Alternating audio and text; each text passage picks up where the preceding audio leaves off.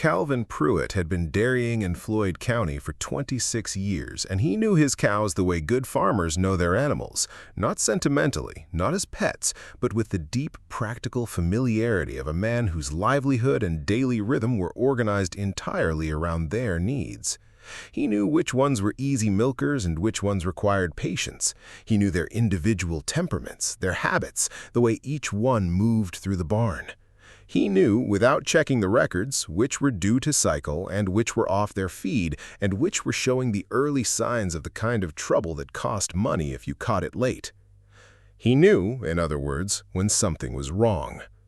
The first time it happened was a Wednesday in September, the night of the new moon, which Calvin did not register as significant at the time because he was not a man who tracked lunar cycles.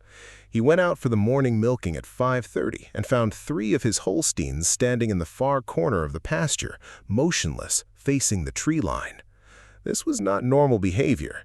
His cows were creatures of habit, and the habit at 5:30 was to be at the date, waiting, because they knew the routine as well as he did, and their udders knew it better. 3 of them standing at the far fence in the dark, not moving, not calling, just standing and facing the woods, was the kind of wrong that a man who knew his animals felt before he could articulate it. He walked out to them. They didn't turn when he approached, which was also wrong. He had to put his hand on the nearest one, a 7-year-old he called Loretta, his best producer, a calm and reliable animal, to get her to move, and when she moved, it was with a stiffness that stopped him cold. Not the stiffness of injury or illness, the stiffness of something that had been standing perfectly still for a very long time, a muscle-level rigidity that takes hours to produce. They had been standing at that fence all night. He got them to the barn with difficulty, and when he milked them, he got nothing. Not reduced production, not the diminished output of a stressed animal. Nothing. Dry as bone, all 3 of them, as if they had never been dairy cows at all, as if the machinery of their bodies had simply stopped performing that one specific function. He checked them over carefully and found no physical injury, no sign of illness, no explanation. He called his vet, a woman named Sandra Hale, who had been his vet for 15 years and who he trusted completely. Sandra came out that afternoon and examined all 3 animals and told him what he already knew. There was nothing wrong with them that she could identify. They were healthy, well-nourished, physically unremarkable in every way. They never produced milk again, not one of the 3. In 26 years of dairying, Calvin had seen cows go dry from illness, from stress, from age. He had never seen 3 healthy animals in their prime simply stop overnight, without cause, without recovery. He sold them at a loss in October and tried to put it behind him. The second time happened in October, the night of the new moon. He woke at 2 in the morning for no reason he could identify, just surfaced from sleep with the abrupt completeness of a man whose body had decided something required his attention. He lay still for a moment, listening, and what he heard was nothing. Not the usual nothing of a quiet farm night, which was not actually nothing. It was the aggregate of small sounds, the settling of the barn, the distant call of a screech owl, the occasional shift and breath of animals in the pasture. This was a different nothing. An absence of sound so complete it had a texture to it, a pressure, the way a room feels when all the air has been taken out of it. He got up and went to the window. The pasture was visible from the bedroom window, the fence line lit by the ambient glow of the farm's security light at the barn corner. What he saw made him stand at the window for a full minute without moving. The cows were in the pasture, all of them, 15 animals, the full herd. They were standing in a rough circle in the center of the field, facing inward, motionless. Not sleeping. Cows did not sleep standing in a circle facing each other. They were simply standing there, in the 2 a.m. dark of an October new moon, in a formation that no herd instinct Calvin knew of would produce. He watched them for a full minute. None of them moved. None of them made a sound. The pasture was absolutely still. 15 large animals occupying it and producing no more noise or movement than 15 stones would have produced. Then he looked at the tree line beyond the pasture fence. He could not see what was there. The security light didn't reach that far, and the new moon gave no additional light, and the tree line was simply dark. But something about the quality of the dark at the tree line was different from the dark of the pasture or the dark of the sky. Denser somehow, more present. He stood at the window and looked at that particular section of dark for a long time, and he could not say afterward whether he had seen anything or simply felt the weight of something being there. In the morning, 2 more cows were dry. Same presentation as the 3 in September, rigid, facing the tree line. Nothing wrong with them that anyone could identify, simply no longer dairy animals in any functional sense. Calvin stood in the barn after the morning milking and did the arithmetic that he had been avoiding. 5 cows, 2 new moon nights. The farm ran on margins tight enough that 5 non-producing animals was not a problem he could sustain. He was not a man who catastrophized, but he was a man who could read a spreadsheet, and the spreadsheet, if September and October were the beginning of a pattern rather than an end, did not resolve in his favor. He drove to the end of his road. Her name was Ora Nunley, and she was 81 years old, and she had lived in the same house at the end of Coon Branch Road for all of those 81 years, the house her father had built, and her grandfather before that had built the original structure of. The layers of habitation visible in the construction, the way rings are visible in a cross-section of old wood. She was not a woman Calvin knew well. They were neighbors in the Floyd County sense, which meant their properties adjoined and they waved when they passed on the road, and that was the extent of it. She kept a large kitchen garden and a few chickens, and she had a daughter in Roanoke who came on Sundays, and that was the sum of what Calvin knew about her. What he knew about her reputation was more. Floyd County had a particular culture, part of the broader Appalachian tradition, but with its own character, shaped by the specific history of the county's settlement and the particular mix of people who had come to these hills and stayed. There were people in Floyd County who knew things that other people didn't know, who held knowledge that had been passed down outside of institutions and outside of writing, in the oral tradition of families that had been in these mountains long enough to know what the mountains held.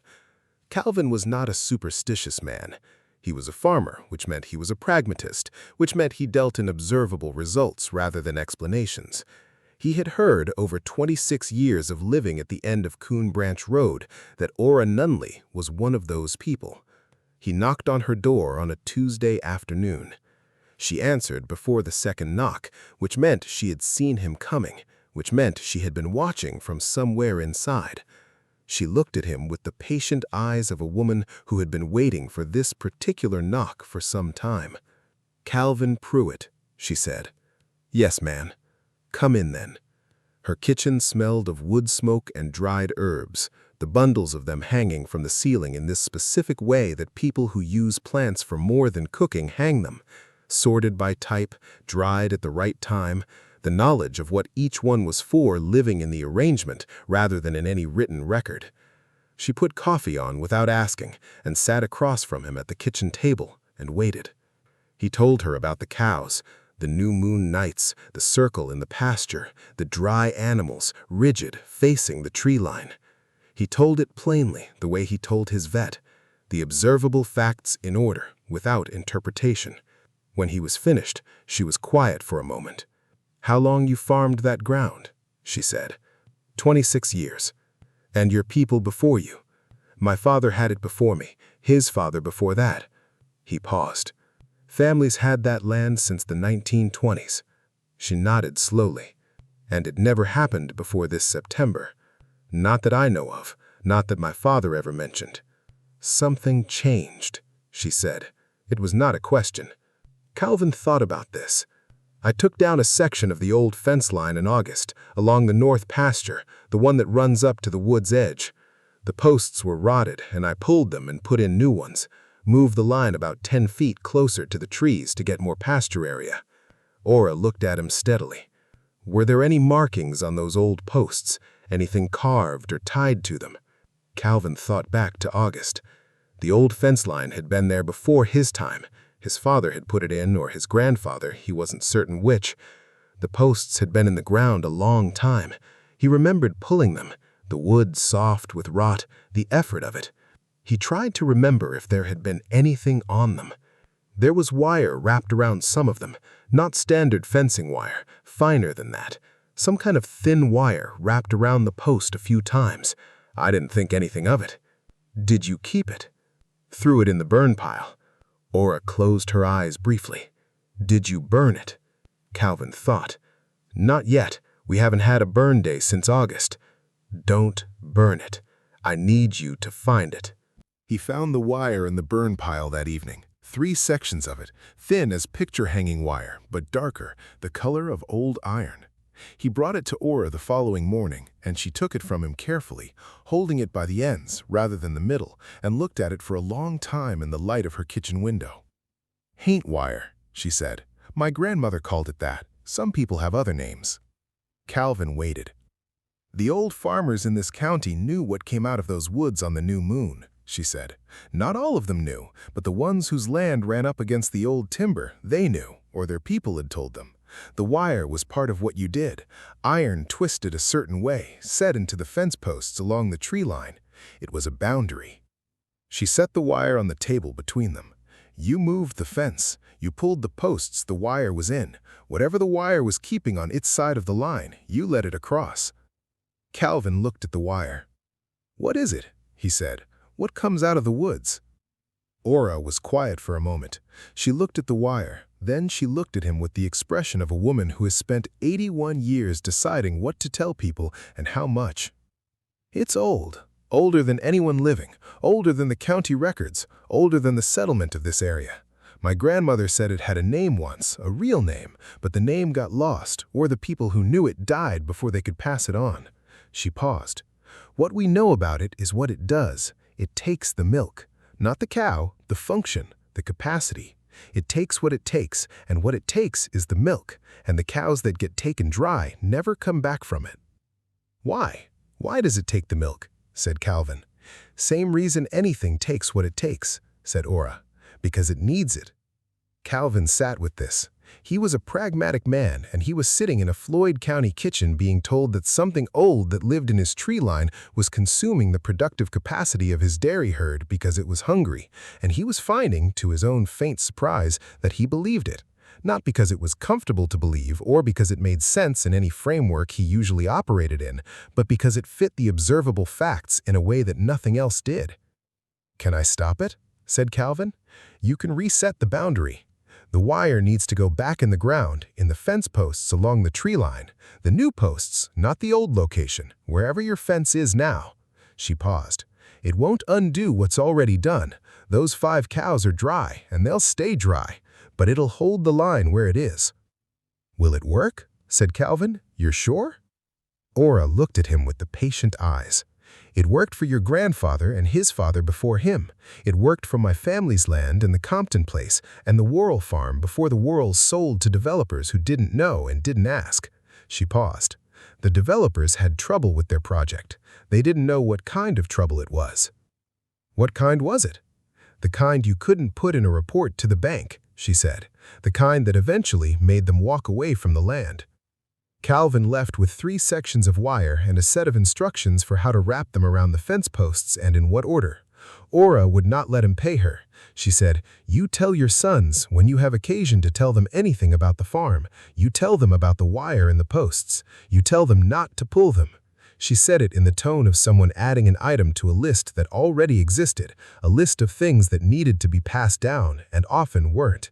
Calvin spent a Saturday in November setting the wire into the new fence posts along the north tree line. He did it the way Ora had told him. The specific number of wraps, the specific direction, the specific placement on the post. He was a man who followed instructions well when the instructions came from someone he trusted. and he had decided, somewhere between Ora's kitchen and his own fence line, that she was someone he trusted. He did not tell his wife exactly what he was doing. He told her he was reinforcing the north fence line, which was true. She had lived on this farm for 20 years, and she was a practical woman, and she had not asked him to explain the 5 dry cows in any terms beyond the financial, which they had addressed by selling the animals and adjusting the quarterly projections. She did not need this. Calvin had decided this carefully.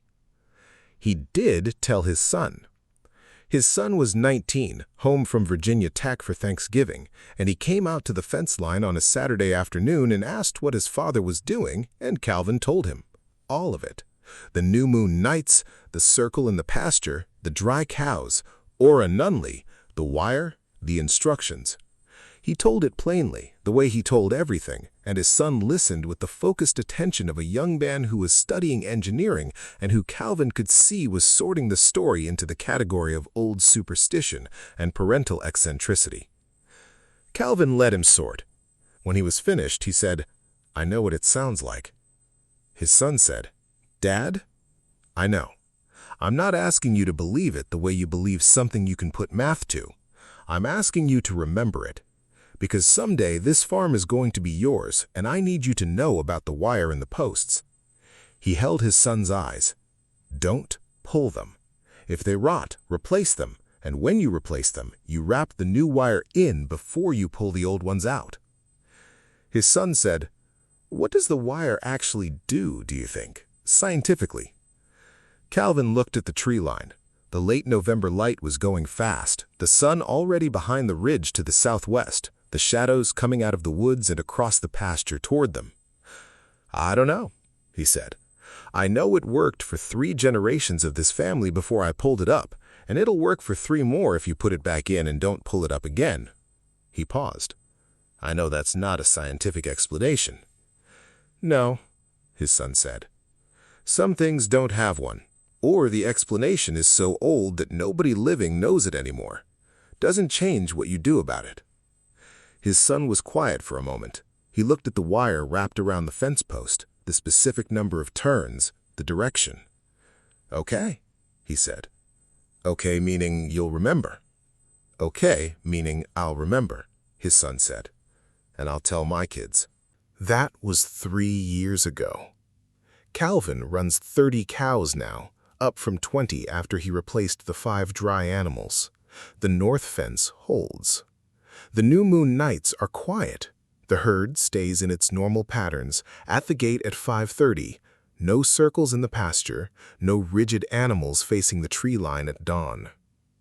He checks the wire in November, when the posts are visible without the summer vegetation crowding them. He checks each one, the wraps intact, the placement correct, the iron dark against the pale wood of the posts. It takes him about an hour to walk the fence line.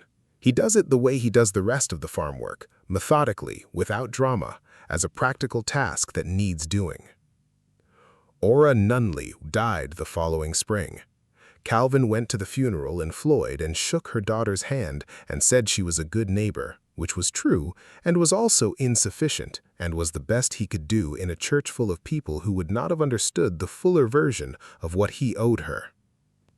He has thought, since she died, about the knowledge she carried, the things her grandmother had told her, the things that grandmother had been told, the chain of transmission going back to people who had lived close enough to these woods long enough to know what lived in them.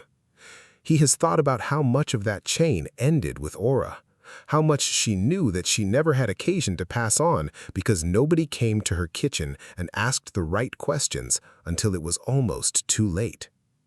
He has thought about all the farmers whose fence lines no longer have the wire in them, the ones who didn't know to ask, the ones whose cattle went dry on new moon nights and sold the animals and wrote it off as an unexplained loss and never understood what they were managing on the edge of.